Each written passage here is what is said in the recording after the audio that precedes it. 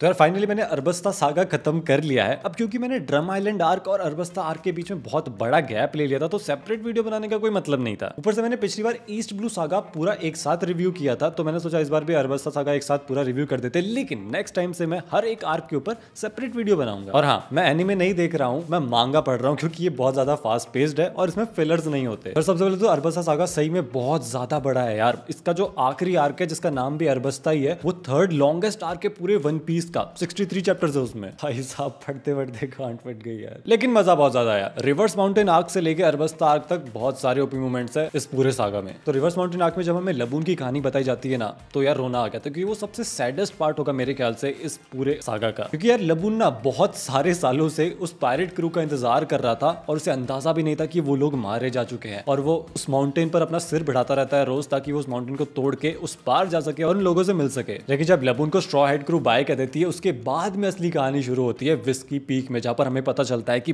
Baroque organisation या फिर baroque works नाम से एक ऑर्गेनाइजेशन है जो कि पायरेट्स को हंट करती है। और भाई साहब विस्की पीक में इतना ज्यादा मजा आता है ना, क्योंकि स्ट्रॉयड क्रू से सारे लोग ड्रंक होते हैं जोरो के अलावा। जोरो यहाँ पर लड़ता है 100 बाउंटी हंटर से और उनको अकेला हरा भी देता है, जिसके बाद में पूरी दुनिया में उसका नाम हो जाता है। और विस्की पीक की वो आर्क है जो हमें विवी से इंट्रोड्यूस करवाती है। हालांकि वो बरोक वर्क्स के लिए काम कर रही थी, लेकिन हमें पता है कि असली मामला क्या था। विवी यहाँ पर मुसीबत में भी पड़ती है, जोरो और लूफी उसको बचाते भी हैं। लेकिन यहाँ पर एक ऐसी चीज होती है जो मेरे को लगा कि बिल्कुल आउट ऑफ प्लेस थी, जोरो और लूफी की लड़ाई। मेरे ख्याल से ये फाइट नहीं होनी चाहिए थी, क्योंकि लूफी कभी भी अपने क्रूमेट से नहीं लड़ेगा और जोरो अपने कैप्टन से कभी नहीं लड़ने वाला, वो उसकी रेस्पेक्ट करता है। पता नहीं ये फाइट हुई क्यों थी, या फिर किसी दूसरे कैरेक्टर्स के बीच में भी हो सकती थी। मे बी जोरो या फिर उसॉप या फिर सांजी के बीच में हो सकती थी।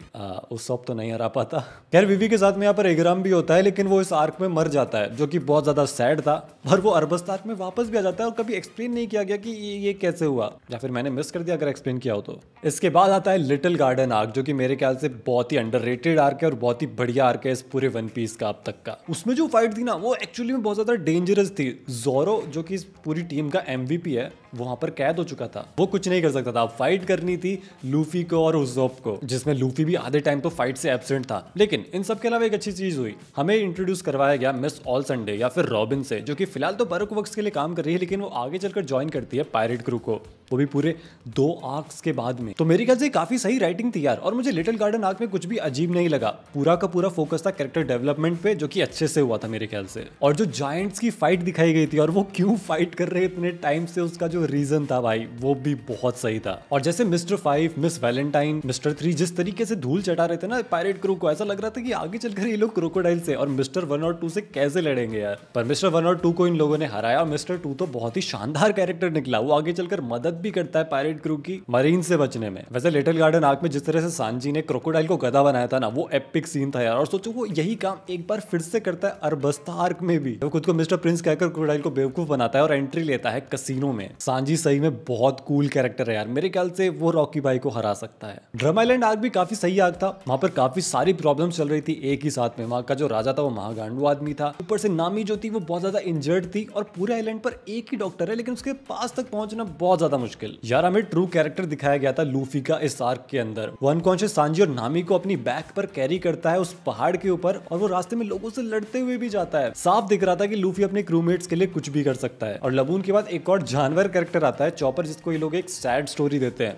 ये चीज हैरान कर देने वाली है कि कैसे ये लोग जानवरों को भी इतनी शानदार बैक स्टोरी दे देते हैं। चॉपर की कहानी हमें दुखी तो करती है, लेकिन वो जो डॉक्टर पार्टनर था चॉपर का, उन दोनों के जो फनी मोमेंट्स थे वो भी बहुत शानदार थे। हाँ, ओवरऑल मैं कहूंगा कि चॉपर की बैक स्टोरी सही में इंस्पायरिंग थी उस डॉक्टर की वजह से। लेकिन इन सब चीजों के बाद में शुरू होता है धमाकेदार एडवेंचर, और जिसमें सबसे पहले आता है एस की एंट्री काफी एपिक थी। वो स्मोकर से जिस तरह से लड़ता है, जिस तरह से चकमा देता है उसे, जबकि स्मोकर ने हालत टाइट कर रखी थी लूफी की। और इसको देखकर ही लगता है कि यार ये लूफी का भाई है, लेकिन वो सही में बहुत ज्यादा कूल है। यहाँ तक कि सारे के सारे जो पायरेट क्रू मेंबर्स थे वो भी उससे इंप्रेस हो गए थे। खैर जब हमें अल्बस्ता किंगडम की रियल कहानी पता चलती है, तब पता चलता है कि हाँ, कॉम्प्लेक्स राइटिंग यहाँ पर है। एक राजा है किंग कोबरा नाम का, जिस पर ये इल्जाम लगा हुआ है कि उसने डांस पाउडर का यूज करके आसपास के नेशंस की बारिश को चुरा रखा है। और साथ ही में कुछ रेबेलियंस है जो उस पर अटैक करने वाले हैं, हैं और ये सब कुछ मास्टर प्लान है क्रोकोडाइल का। और क्रोकोडाइल ने दूसरी तरफ एक पूरी की पूरी टीम रेडी कर रखी है पायरेट हंटर्स की, जो कि इस किंगडम को लेने में उसकी मदद करेंगे। और हाँ, क्रोकोडाइल का असली मकसद किंगडम को लेना भी नहीं है, उसे तो एक वेपन चाहिए था जिसकी मदद से वो पूरी दुनिया पर कब्जा कर सके। ये भगवान इतना कॉम्प्लिकेटेड। और इसके बाद में जो मिसअंडरस्टैंडिंग वो बिठाता है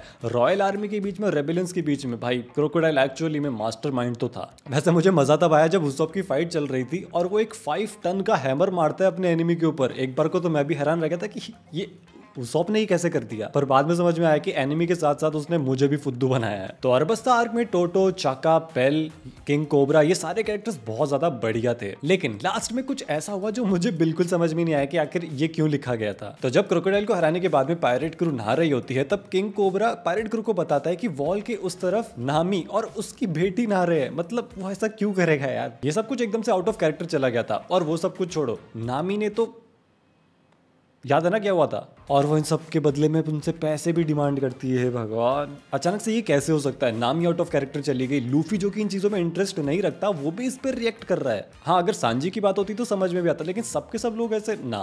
खैर, मजा आया मुझे पूरे के पूरे अरबस्ता आर्क में और अरबस्ता सागा में। नेक्स्ट है स्काइपिया सागा, जिसमें सबसे पहले जया आर्क, जो कि हम नेक्स्ट वीडियो में डिस्कस करेंगे। पर हाँ, क्रोकोडाइल ने जो हालत करी है लूफी की, 2 बार ऑलमोस्ट मार दिया था। पता नहीं आगे आने वाले विलन्स उसके साथ में क्या क्या करने वाले हैं। खैर, अब उसकी मदद करने के लिए एक और क्रू मेंबर है जिसका नाम है रॉबिन। देखते हैं कि क्या होता है।